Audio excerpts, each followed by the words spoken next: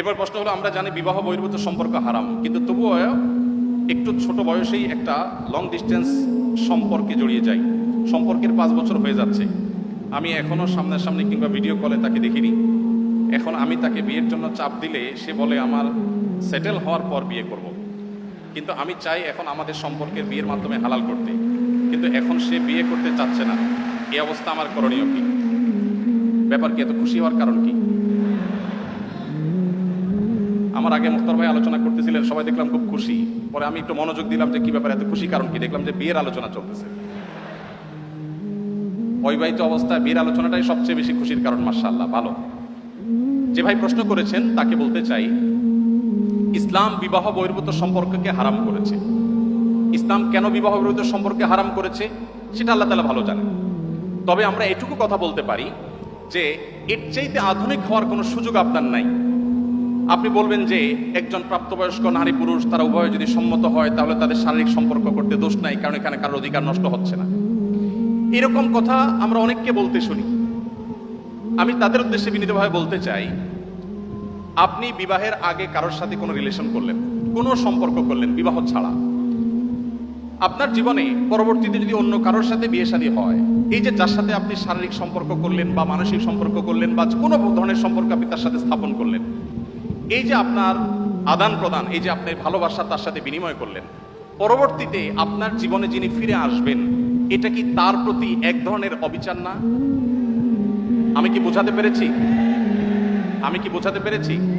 আপনি এখন যার সাথে সম্পর্ক করছেন, রিলেশন করছেন, আপনার জীবনে যে বৈধ জীবন সঙ্গী বা সঙ্গিনী আসবেন, আপনি যদি আগে কারোর সাথে সম্পর্ক করে থাকেন, কারোর সাথে আপনার যদি ভাব বিনিময় হয়, ভালোবাসা যদি আদান প্রদান করেন, তাহলে পরবর্তীতে যে ভালোবাসাটা আদান প্রদান করছেন এর মধ্যে দুইটার যে কোনো একটা রিয়েল আর একটা ফেক। হয় আপনার স্ত্রীকে আপনি অনেক বেশি ভালোবাসছেন আর আগেরগুলো সব আপনার ভুল ছিল, আর না হলে আগেরটা আপনার সঠিক ছিল, এটা ভুল। নিশ্চয়ই কোন দুইটার একটা, নাকি? দেখুন, আপনি আপডেটেড হতে পারবেন, তবে ইসলামের চেয়ে বেশি না।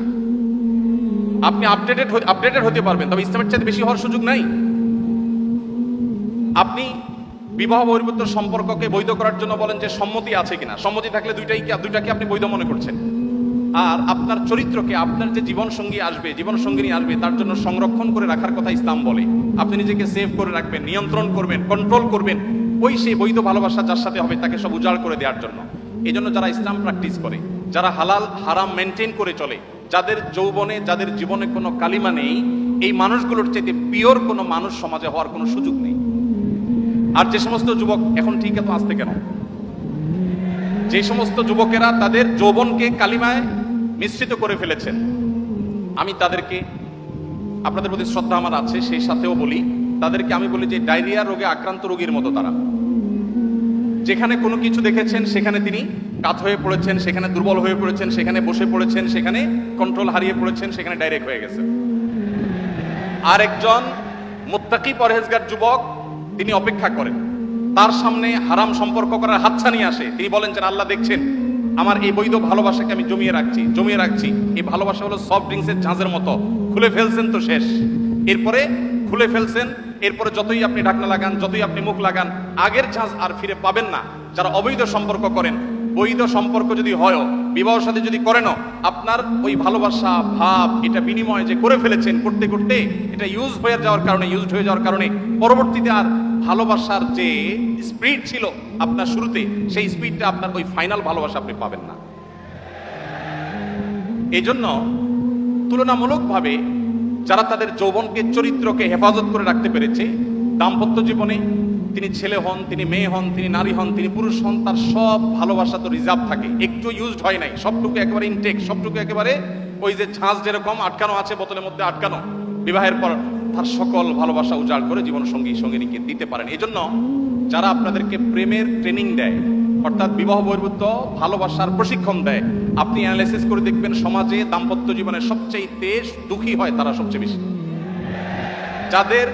যারা সকাল বিকাল আপনাদেরকে নাটক সিনেমার মাধ্যমে বিবাহ বহির্ভূত ভালোবাসার প্রশিক্ষণ দেয়, এই ভালোবাসা জয় করার জন্য বাবা মার অবাধ্য হওয়া যাবে, ধর্ম ছাড়া যাবে, সমাজ ত্যাগ করা যাবে, এই ট্রেনিং গুলো যারা সারাদিন দেয়, এদের এক একজনের দেখবেন জীবনের লাইফ পার্টনার বা স্বামী বা স্ত্রী 5 জন 6 জন করে চেঞ্জ করা শেষ হয়ে গেছে। তারা যত আড়ম্বর করে বিবাহের অনুষ্ঠান করে তত ডাকডোল পিটিয়ে আবার বিবাহ ভাঙে। আর এর বিপরীতে আপনি মুত্তাকি পরহেজগারদের জীবনী কি আপনি দেখেন, পুরুষ হোক আর নারী হোক, যিনি আল্লাহকে ভয় করে চলেন, যিনি হালাল হারাম মেনটেন করেন, যিনি অবৈধ সম্পর্কে জড়ান না, এই মানুষগুলোকে দেখবেন তুলনামূলকভাবে দাম্পত্য জীবনে তারা একটু বেশি সুখী। এখানে একজন হুজুর আছেন আমাদের মুখতার ভাই, আপনারা তুলনামূলকভাবে হুজুরদেরকে দেখবেন যে মুখতার ভাই তো বাসার বাইরে বেরিয়ে হতে চান না। আজকে ফজরের পর একটা মিটিং ছিল ওনার সাথে, উনি আসেন নাই। হুজুররা তারা বাসাতে এত বেশি আবদ্ধ, এত বেশি তাদের স্বামী স্ত্রীর মধ্যে বোঝাপড়া এত বেশি। হুজুরদের মধ্যেও যে কিছু ব্যতিক্রম নাই তা না, আমি সেটা স্বীকার করে নিয়েই বলছি। তুলনামূলকভাবে যারা আছে, ভাইকে রশি দিয়ে টেনে বাসা থেকে বের করা যায় না। শুধুমাত্র ভাই কেন, এ রোগের রোগী আমি নিজেও, আমরা সবাই কম বেশি। ভাইরা আমার, যদি দাম্পত্য জীবনে সুখী হতে চান, ভালো করে শুনে রাখুন, দাম্পত্য জীবনে যদি সুখী হতে চান, বুকে জমে থাকা সকল ভালোবাসাকে জমিয়ে রাখুন, কোথাও খরচ করবেন না। রাস্তাঘাটে, পার্কে, ক্লাসরুমে, অজায়গায় কুজায়গায় ভালোবাসা সব খরচ করে বিয়ের পরে যখন ভালোবাসা বিনিময় করার দরকার হবে তখন দেখবেন পুঁজিতে টান পড়েছে, তখন দেখবেন পুঁজি আর পাওয়া যাচ্ছে না। ঠিক ঠিক না বলে হারাম রিলেশনকে না বলতে শিখুন। সৎসাহস আছে তো ইনশাআল্লাহ? কোন কোন যুবক হারাম রিলেশন থেকে বেরিয়ে আসার প্রতিজ্ঞা করবেন? হাত তুলে দেখানোর সৎসাহস আছে? তার মানে সবারই হারাম রিলেশন আছে অলমোস্ট। আল্লাহ তাআলা আমাদের সবার যৌবনকে সকল কালিমা থেকে হেফাজতে রাখার তৌফিক দান করুন। ভাইরা আমার, আমাদের এই দেশে বিবাহ বহির্ভূত সম্পর্ক যখন থেকে বেড়েছে, বিবাহ বিচ্ছেদও তত বেশি বেড়েছে। ঢাকা শহরে প্রতি মিনিটে তালাক রেকর্ড হয়, যেই হারে বিবাহ রেকর্ড হয় সেই হারে তালাকের রেকর্ড হয়। আমি মৌলভীবাজারে এক ওয়াজ মাহফিলে গিয়েছি, আবার নারায়ণগঞ্জে এক ওয়াজ মাহফিলে গিয়েছি। দুইজন জনপ্রতিনিধি চেয়ারম্যানকে পেয়েছি, তারা আমাকে বলেছেন, একই কথা বলেছেন। একজন বলেছেন, হুজুর আমি চেয়ারম্যান হয়েছি মাত্র কয়েকদিন হয়েছে, এই কয়েকদিনের মধ্যে 25টা সালিশ আসছে আমার কাছে, বিবাহ ভাঙার সালিশ। ভাইরা আমার, আমাদের দাম্পত্য জীবন অবস্থা ভয়াবহ। পশ্চিমা পৃথিবী, আমি প্রায় সময় বলি, পশ্চিমারা জ্ঞানে, বিজ্ঞানে, অবকাঠামোতে, অন্য অনেক দিক থেকে আমাদের থেকে যদি 1000 বছর এগিয়ে থাকি, পারিবারিক সুখ শান্তিতে, দাম্পত্য সুখের দিক থেকে আমরা তাদের চাইতে 2000 বছর এগিয়ে আছি। আমরা তাদের চাইতে জ্ঞানে বিজ্ঞানে অনেক পিছিয়ে থাকতে পারি, অর্থনৈতিকভাবে অনেক পিছিয়ে থাকতে পারি, অবকাঠামোতে অনেক পিছিয়ে থাকতে পারি, কিন্তু দাম্পত্য জীবনে আমরা যতটা সুখী পশ্চিমারা সেগুলো কল্পনাও করতে পারে না। আমাদের এই সমাজে বাবা মার সাথে সন্তানদের যে বোঝাপড়া, স্বামীর সাথে স্ত্রীর যে ভালোবাসা, এটা ওরা স্বপ্নেও দেখতে পারে না। আপনারা যাদের স্মার্টফোন ব্যবহার করেন তারা দেখবেন যে একটা অ্যাপের অ্যাডভার্টাইজ ঘুরে ফিরে অনেক বেশি দেওয়া হয়। সেটা কি? স্ত্রী হয়তো ঘুমাচ্ছেন, তার হাতে মোবাইল ফোন আছে, স্বামী সেটা খোলার চেষ্টা করে।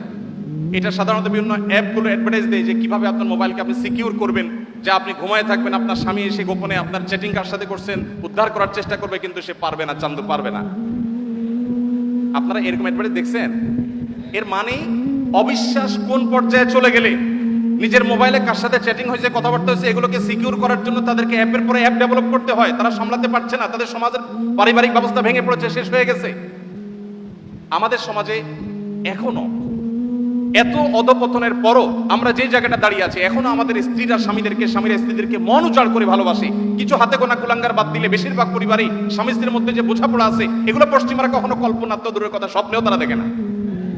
মানুষ তো স্বপ্নে দেখে, ওরা স্বপ্নেও আমাদের এই ভালোবাসা দেখে না। এই জন্য ভাই, পশ্চিমাদের ভালো জিনিসগুলো গ্রহণ করেন, কিন্তু অনুগ্রহ করে তাদের এই সমস্ত খিস্তি খেউল, বস্তা পচা সস্তা এই সমস্ত সংস্কৃতিকে কখনো গ্রহণ করতে যাবেন না। ঠিক আছে তো ইনশাল্লাহ? তো যে ভাই প্রশ্ন করেছেন, তার প্রশ্নের উত্তর হলো, আপনি হারাম রিলেশনকে বলিষ্ঠভাবে না করে দিন, হালাল রিলেশনের জন্য অপেক্ষা করুন। ইনশাআল্লাহ আল্লাহ তাআলা আপনাকে আপনার জীবনে, দাম্পত্য জীবনে বারাকা দান করবেন।